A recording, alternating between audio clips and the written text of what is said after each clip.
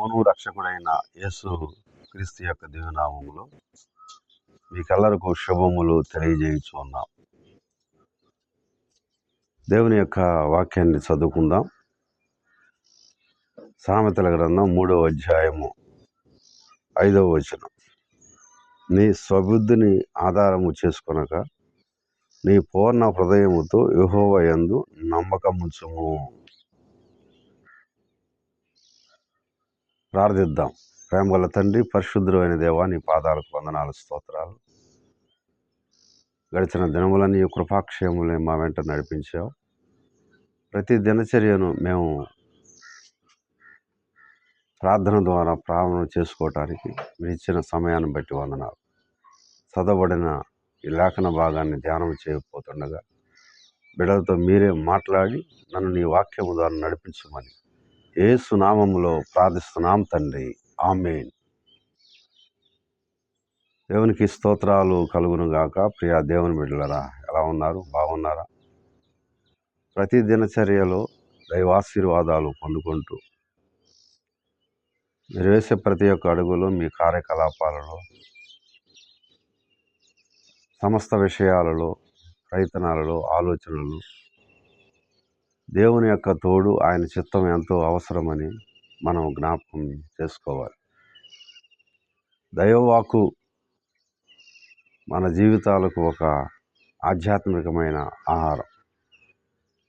శరీర సంబంధమైన ఆహారాన్ని మనం ఏ రీతిగా సేవిస్తున్నాము, ప్రతిరోజు ఆధ్యాత్మిక ఆహారం, ఆత్మ బలం, ఆత్మశక్తి పొందుకోవటానికి అంతే అవసరమనే విషయాన్ని నేను జ్ఞాపకం చేసుకుంటున్నాను. మీ పిల్లలు ఎలా ఉన్నారు? పరీక్షలు ఎలా రాస్తున్నారు? వాళ్ళు బాగా చదివారా? కష్టపడి చదివారా? లేకపోతే ఇష్టపడి చదివారా? ఏది ఏమైనప్పటికీ కూడా ప్రతి సంవత్సరానికి ఒకసారి ప్రతిభకు పరీక్ష. జీవితంలో ఒక మెట్టు ఎక్కాలంటే విజయం తప్పనిసరి. మీరు కన్న కలలు సాకారం కాబడే రీతిగా, మీ బిడ్డలు ప్రయోజనకరమయ్యేటువంటి రీతిగా ఒక మంచి భవిష్యత్తును, ఉన్నతమైన స్థితిని, ఉజ్వలమైన భవిష్యత్తును వాళ్ళు పొందాలని నేను ప్రార్థిస్తున్నాను. చదవబడినటువంటి లేఖన భాగాన్ని జ్ఞాపకం చేసుకుంటే, నీ స్వబుద్ధిని ఆధారం చేసుకొనక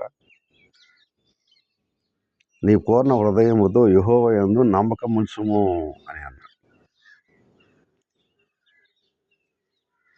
మన స్వబుద్ధిని, మన అనేటువంటి స్వచిత్తాన్ని ఎప్పుడు కూడా ఆధారం చేసుకొనకూడదు. దేవుణ్ణి మనం ఆధారం చేసుకొని ఆయన మీద ఆధారపడి జీవితంలో కొనసాగాలి తప్ప స్వచిత్తానుసారమైన జీవితం అనేది అచ్చిరాదు.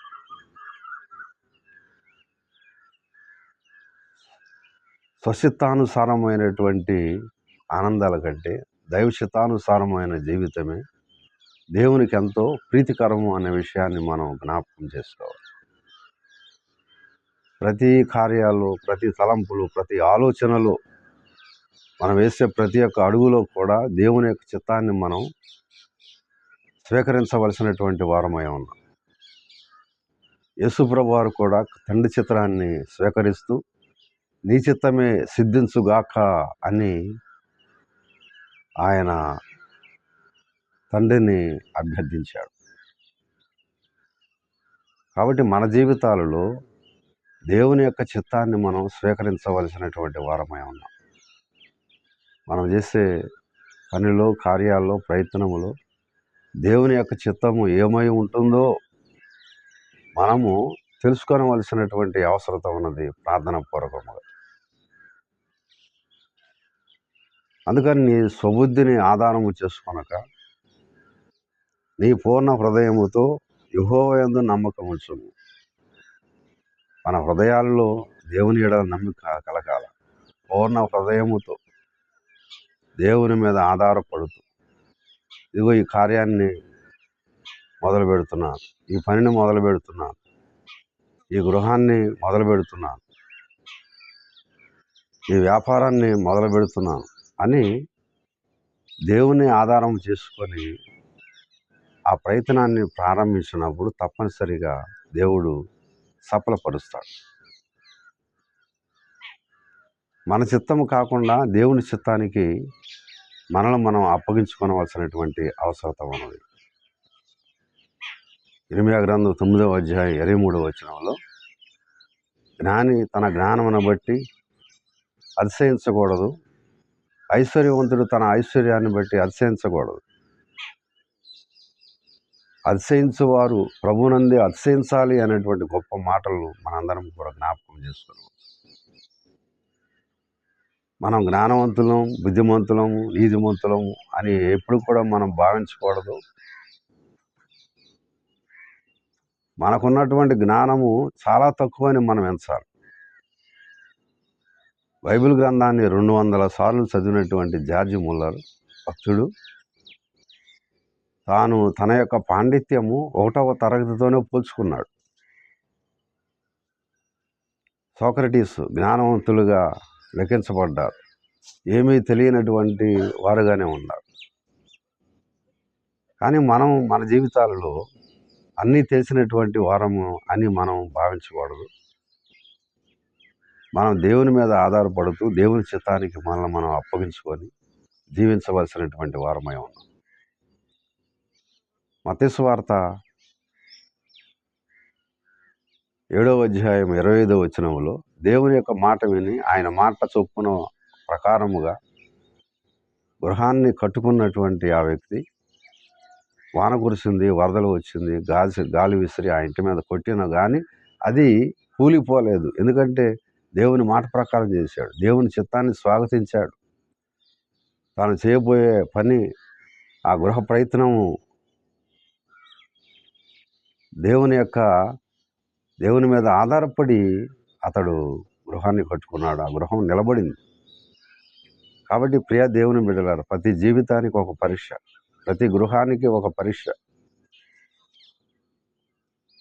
ప్రతి విద్యార్థికి ఒక పరీక్ష. అలా పరీక్షింపబడేటువంటి సమయంలో దేవుని యొక్క చిత్తాన్ని మనం స్వీకరించి ఆయన అడుగుజాడల్లో జీవించవలసినటువంటి అవసరత ఉందని దేవుని వాక్యం ద్వారా మీ అందరికీ తెలియజేసుకుంటున్నాను. కాబట్టి ప్రతిరోజు మనం చేసేటువంటి కార్యకలాపాలు, పనులు, ప్రయాణాలు, ప్రయత్నాలు, వాటన్నిటిని దేవుడు సఫలపరచగలడు. నీవు దేవుని అడిగితే ఆయన పరిపూర్ణముగా సమస్తమును ఇవ్వగలడు. అడుగుడి మీకు ఇవ్వబడునని దేవుడే సెలవిస్తున్నాడు. కాబట్టి ప్రియమైనటువంటి దేవుని బిడ్డలారా, ఈ బిడ్డల గురించి ప్రార్థించవలసిన అవసరత ఉంది. వారు ప్రయోజకులు కావాలి, వాళ్ళకు ఉన్నతమైన స్థితి, మంచి భవిష్యత్తు కావాలి, మంచి విజయాలను వారు పొందాలని నేను మనస్ఫూర్తిగా కోరుకుంటూ, ఈరోజంతా దేవుడు తన కృపను మీ అందరికీ అనుగ్రహిస్తూ, మన యొక్క స్వచిత్తం స్వబుద్ధితో కాకుండా దేవుని చిత్తం మీద ఆధారపడి ఆయన నమ్ముకొని మన పూర్ణ హృదయముతో జీవించడానికి ప్రతి ఒక్కరు కూడా సిద్ధపడవలసిందిగా మీ అందరికీ మనం చేస్తున్నాం. అటు కృపాశిస్సులు దేవుడు మీకు, మీ కుటుంబాలకు, పరీక్షలు రాస్తున్నటువంటి మీ బిడ్డలకు ఎల్లవేళలా తోడై ఉండి నడిపించునుగాక. ఆమేన్. ప్రార్థిద్దాం. ప్రేమల తండ్రి, పరిశుద్ధుడు అయిన దేవా, నీ పాదాల స్తోత్రాలు. ఇంతవరకు నీ వాక్యం విన్న నీ బిడ్డలను వాక్యం ద్వారా బలపరిచినందుకై నీకు వందనాలు చెల్లించుకుంటున్నాను. నీ స్వబుద్ధిని ఆధారం చేసుకొనవద్దు అని సెలవిచ్చావు ప్రభువా.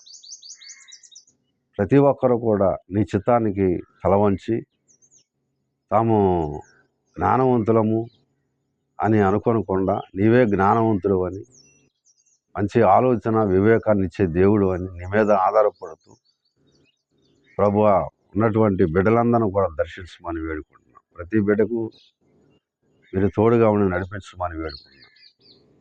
తల్లిదండ్రులు బిడ్డలను చదివించారు, కష్టపడి వాళ్ళని చదివించి డబ్బు ఖర్చు పెట్టి వాళ్ళు ఒక ఉన్నతమైన స్థితిలో ఉండాలని ఆశిస్తూ ఉన్నారు.